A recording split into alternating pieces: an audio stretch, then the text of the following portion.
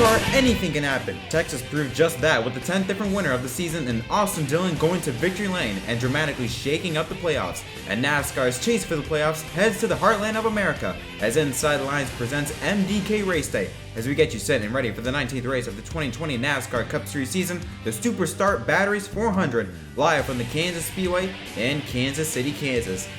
And welcome, ladies and gentlemen, to another episode of Inside the Lines Race Day. My name is Jack Krause, and I'm going to get you filled in with everything you need to know for tonight's NASCAR Cup Series race from the Kansas Speedway. Now, as I said in yesterday's Inside the Lines video, tonight at Kansas is going to be one of 4 races at the 1.5 mile racetrack. So take a look at the race weekend schedule for July 23rd to the 25th. So tonight is a Cup Series race from Kansas at 7:30 p.m. Eastern Time on NBCSN. And then tomorrow, the first of 2 doubleheaders for the NASCAR Truck Series. That'll take place at 7 p.m. And then later on, the ARCA Menard Series from Kansas at 10 p.m. both on FS1. And then on Saturday, July 25th, the second race of the NASCAR Truck Series doubleheader at 1:30 p.m. Eastern Time on FS1. And then we wrap it up with the Xfinity Series from Kansas. That'll take place at 5 p.m. on NBCSN. Now, as I said in the intro of this episode, Austin Dillon went to victory lane to become the 10th different winner of the season, and it dramatically shaken up NASCAR's chase for the playoffs. With 8 races to go, this is what the standings looks like. So right now, Kevin Harvick, he holds the top spot with Denny Hamlin in second place. Brad Keselowski and Joe Logano, both teammates with 14 playoff points. Ryan Blaney in third, Chase Elliott in 6th, Martin Truex Jr. in 7th, Alex Bowman in 8th. And there you see the newly added Austin Dillon 9th in the standings with Cole Custer in 10th. Eric Almirola in the 10 car, the highest driver without a win, has a 109-point gap ahead of 17th driver William Byron. Kurt Busch ahead of brother Kyle, who has a 108-point gap. Kyle Busch, 195-point gap. Matt DiBenedetto in the 14th spot, 51-point buffer. And then 15th place is Clint Bowyer with those 2 playoff points, is 36 points above the cut line. And finally, Jimmy Johnson, the 7-time champion, he holds the final spot with a just 2-point gap over teammate William Byron, who is the first one out. Tyler Reddick, the rookie, 14 points behind. Eric Jones in 19, 24 points behind.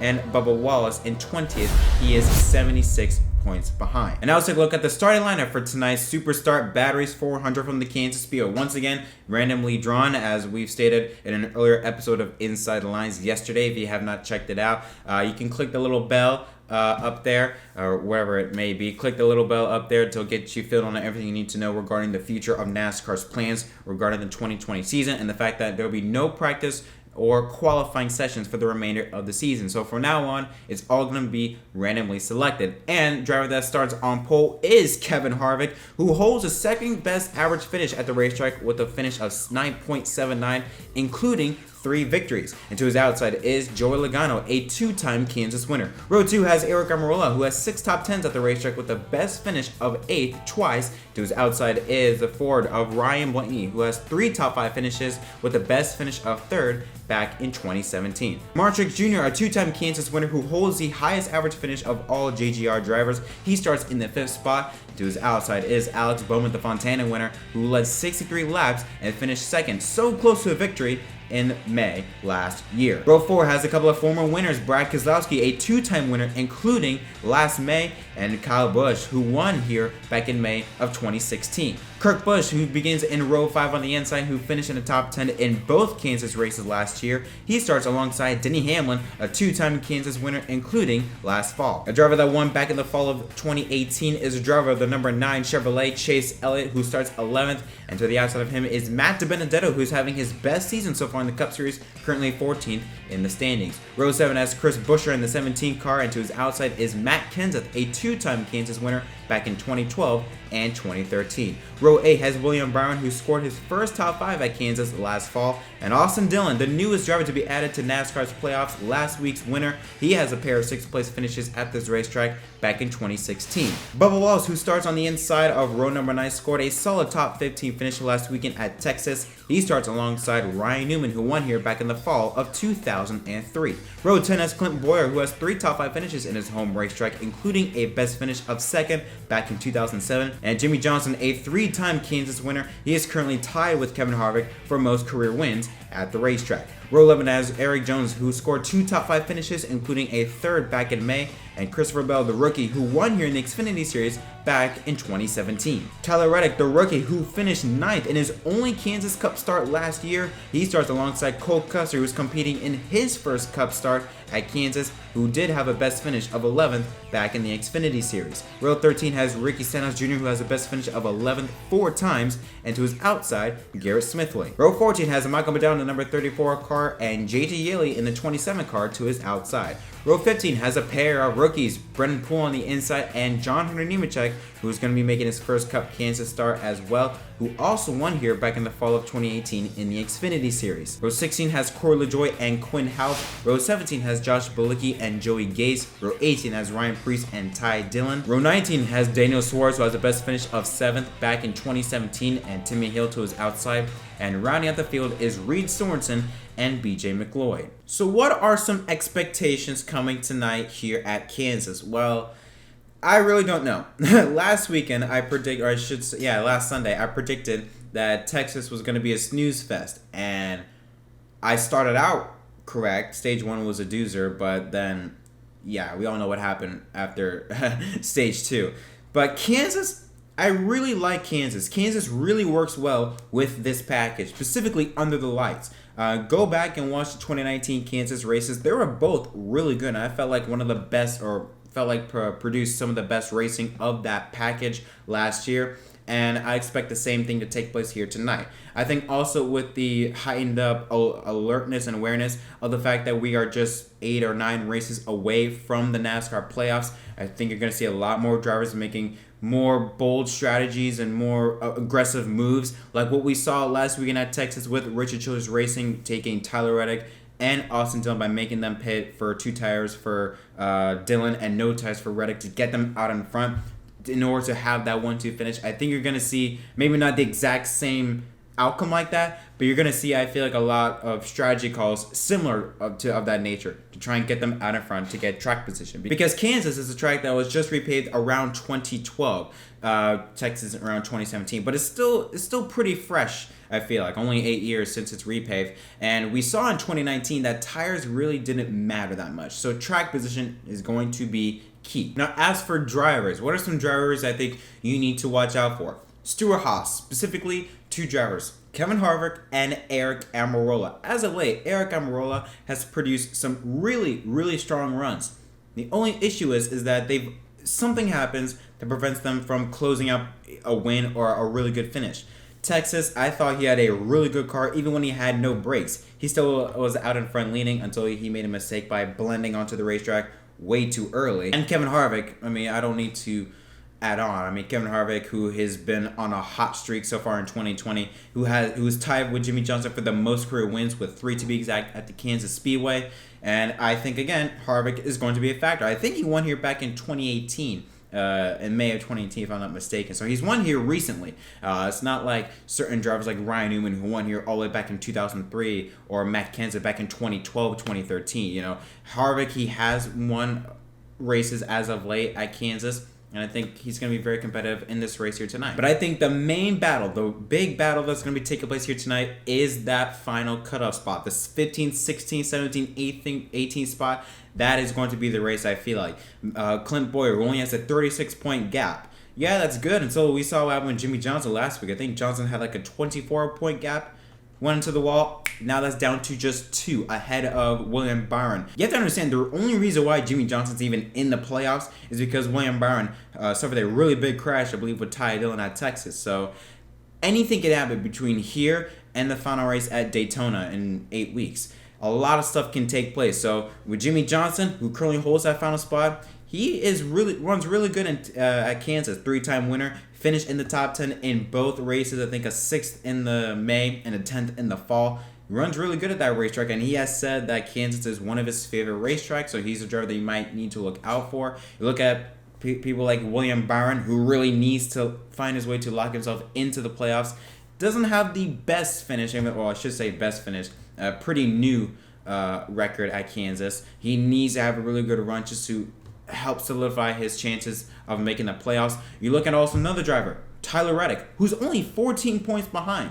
He has a 9th place finish at Kansas in his only Cup start, won an Xfinity Series back in the fall of 2018, and we know how good Reddick is, and we've seen splashes of how good Tyler Reddick can race. Homestead is a perfect example. Texas last week is another example. And then you look at 19th, Eric Jones, 24 points behind. He needs to have really, really good runs. Regardless of what happens with Jimmy, Byron, and Reddick, Jones needs to be in the top 5 from here on out, just to help solidify his chances, just to ensure that he makes it into the playoffs. I don't think getting top 10 finishes, I don't think that's going to do it, because Johnson and Byron, it's not like they're bad. It's not like last year where they were meh.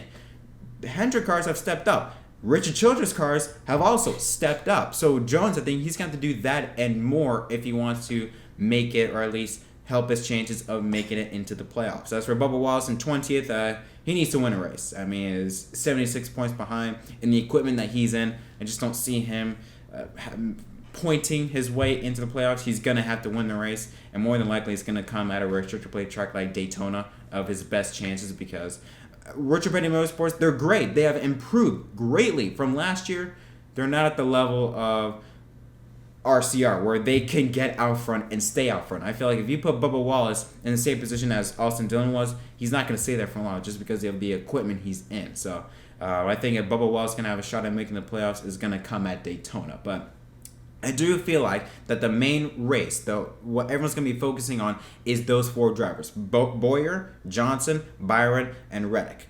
Johnson and Bowyer, they need to have a clean race. They cannot afford a mistake. Byron and Reddick, well, really those 2 drivers, they could have good runs, maybe a bit of luck from Johnson or Bowyer, and they can get their way in. But I feel like Jones is one of those drivers that he needs to have really good runs for maybe the entire rest of the regular season, I feel like. Because you have to understand, Jones has, at least for an average of the 2020 season, he has run around the same pace as both Johnson, Byron, Reddick, and Bowyer. In fact, if you look at the average finishes up to this point, Reddick, Johnson, and Bowyer, all of them have a better average finish than Eric Jones. The only driver that Eric Jones has a better average finish than is William Byron. Byron has an 18.4 to Jones' 17.2, so it's not by much. So Eric Jones, he's going to need to put out a really good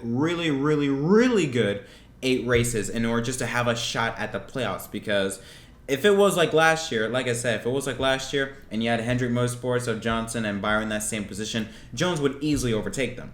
But now in 2020, it's going to be a lot more difficult. And I would even go as far as to saying Jones might need a win just to solidify his chances of making it to the playoffs, like what he did last year in the Southern 500. That's second to last race of the regular season. I feel like he's going to need to do that again in 2020 if he wants to have a shot at making the playoffs. But then again, it's 8 races. A lot of stuff can happen between Kansas and Daytona in August. But I will say it's going to be a very fun 8 races to see which drivers are going to find their way into the playoffs. Because no one really cares about the race winner. I feel like no one cares about the top dogs of Harvick, Kyle Busch. I'll even throw in Kyle Busch, Denny Hamlin. No one cares about those guys. I think everyone's going to be focusing on Johnson, Byron, Reddick, and Jones. And I think if Eric Jones, I just want to say this, if Eric Jones does not make the playoffs, he is in serious trouble. He is in serious jeopardy of losing his ride. Because remember, this is a contract year for Eric Jones. All I'm saying is that Jones needs to make the playoffs, I feel like, in order to have a spot at JGR. That's just what I think is going to happen. As for the racing, I think it's going to be really good racing, multi-group racing, under the lights. I think you're going to see a very similar result what you saw back in 2019. And at the end of the result, it was a very fun race. So I think you're going to see the same of that today. And now we head on to our final segment as I go over 3 drivers. One I think is going to struggle, surprise, and succeed. The driver I think is going to struggle, I'm not going with Eric Jones. I'm actually going with Joey Logano. The reason why is because if we look at his past 8 races, he's only had 2 top 5 finishes, a pair of 3rd place finishes, only 1 pure top 10, I believe that is 8th.